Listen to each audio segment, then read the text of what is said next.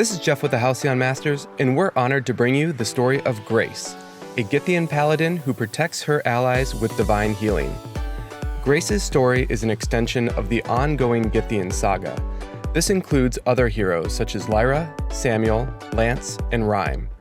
I'll summarize the important parts of their stories, but for more information and details, be sure to watch our previous videos.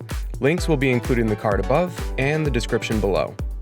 On a foreign island, a Gythian paladin strolled down an unkept path. Besides the imposing man walked his wide-eyed daughter, who looked around in awe. This was her first trip outside of Gythia, and at the age of 6, she was amazed by the flowers, exotic birds, and even the pesky mosquitoes. The paladin noticed his daughter's delight and asked if she liked the islands.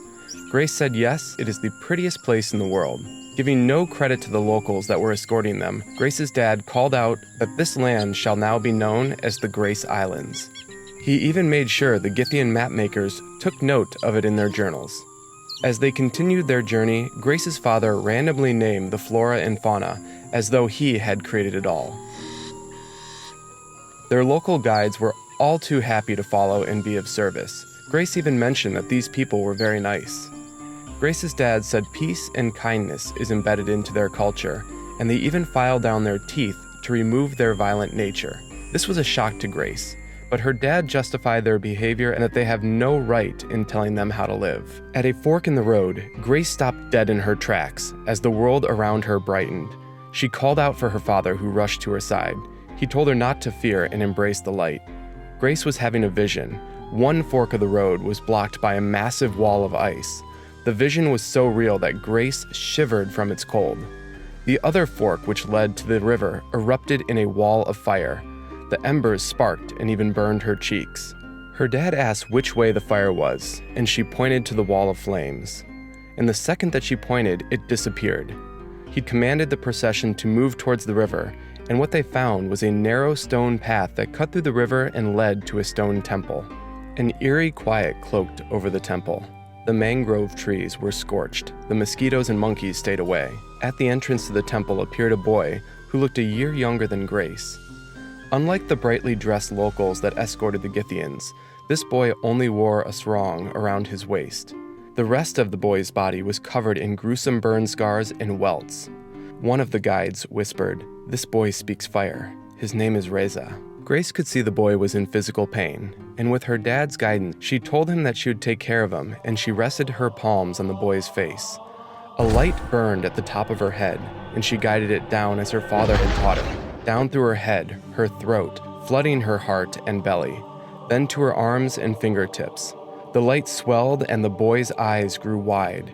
Down his shoulders, her hands slid, leaving behind smooth, healed flesh. The boy opened his mouth as to speak, but what came out of his mouth was a trail of fire. Grace's dad raised his light shield right in time to protect his daughter from the flames. Reza shut his mouth, and from his eyes poured ashy tears. This mageborn must be trained in the proper use of his powers, just as you, born to the light, have learned to control your visions. Until we deliver him to the mages, you must care for him like a brother. Grace took the boy's hand and said, "My brother, I shall name you Titus." That's part 1 of Grace's lore. Let's pause here and recap the first part of this story because a lot is going on. This is not only the backstory for Grace, but also the backstory for Titus. We first met Titus in part 2 of Lyra's lore. The two are lovers, and to heat things up a little bit more, a hint is dropped about his abilities as he's able to keep Lyra nice and toasty. Even though the two are in love and plan to be married, their application was denied, and Lyra was shipped off to the Cal Peaks, while Titus was arranged to marry Laura, the Archmage, and also one of Lyra's political adversaries. Laura and Titus have a son, Samuel, and at the age of 4 is sent to study with Lyra in Tristan.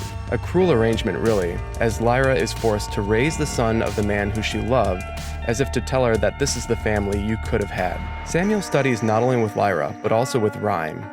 Through Reim, Samuel gains a deep appreciation for the Grangor people, which is tested when his biological mother, Laura, orders the Grangors to be forced from their homeland or to be killed.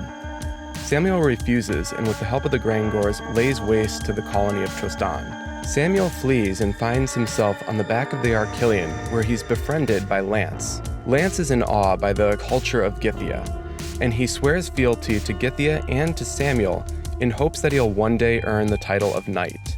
Lance escorts Samuel to Gythia, where they're greeted by Lyra, and Reim. Embarrassed by her biological son's actions, Lyra uses the 10th discipline as a way to kill her son, just as she had killed Reim's son for asking too many questions. But Samuel outsmarts his mother by opening up a portal to the Nether.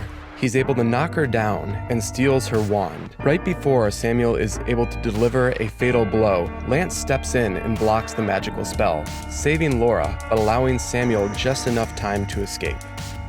Okay, enough recap. If you want the full story, go back and check out our other videos on Lyra, Samuel, Lance, and Reim. Let's get into part 2 of Grace's lore. Grace wakes up early in the morning. She rolls out the stiffness in her shoulder and made her way to the empty training yard. Every morning, she works through the same routine, both to practice her skills with the mace, but more importantly, to focus her mind and body. During her ritual, she can control her visions, and at first there was only sound of the Nether, a place of nightmare. Calling the vision deeper, Grace went blind to the world around, while the eyes rolled back into her head and she willed the vision to see who opened the Nether. Instead of seeing a mage, who she expected, she found a stranger in Gythian armor, wandering the streets, asking anyone who would listen about a wayward boy. Seeing what she needed, she returned to the world and spoke to a group of servants who were attending to the garden. "A man is at the gate. Bring him to me." Without question, the assistants left to open the gate just as Lance arrived. Grace addressed Lance by asking how he came in possession with the Gythian armor. Lance explained that Gennaro was his teacher, and he also journeyed on the back of the Archilian, and at the time of his death passed all of his possessions to Lance. Grace broke some of the tension by saying, "We mourn together. Gennaro was a good knight and friend of my father's." From Grace's perspective, Lance was involved with opening the Nether, which could jeopardize Gythia. She continued to press Lance and ask what he wanted, so Lance continued to explain his journey, his reason for coming to Grace, and that he still sought knighthood, but failed to live up to his promise to protect Gythia and Samuel. Instead, he had stopped Samuel from killing his mother Lyra, but also gave him the opening to get away. After hearing the story, Grace commanded Lance to get on his knees. Lance feared that he would be punished for his actions, but instead of pain, he felt Grace's palms on his bare head. Warmth flooded down his spine with a peace that he had not known since he was a child. Grace praised him for saving the Archmage, and asked if he would live by the tenets of justice, courage, mercy, decorum, honesty, honor, loyalty, and character.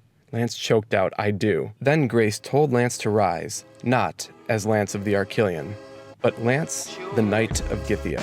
She told him to get some rest, and once Lance departed the room, one of her assistants asked if they should call on the Archmage. Grace stopped them and said no. Instead, "I want you to go find my brother Titus." That concludes this episode of Heroic Ties, and wow, what a cliffhanger. Grace's story sheds light on Gythia's backstory, and also sets the stage for another epic story, possibly between Samuel and his father Titus. Thanks for watching. If you liked the video, take a quick second and press the like and subscribe button. Subscriptions help us bring you these stories, and it's a way for you to easily support this channel.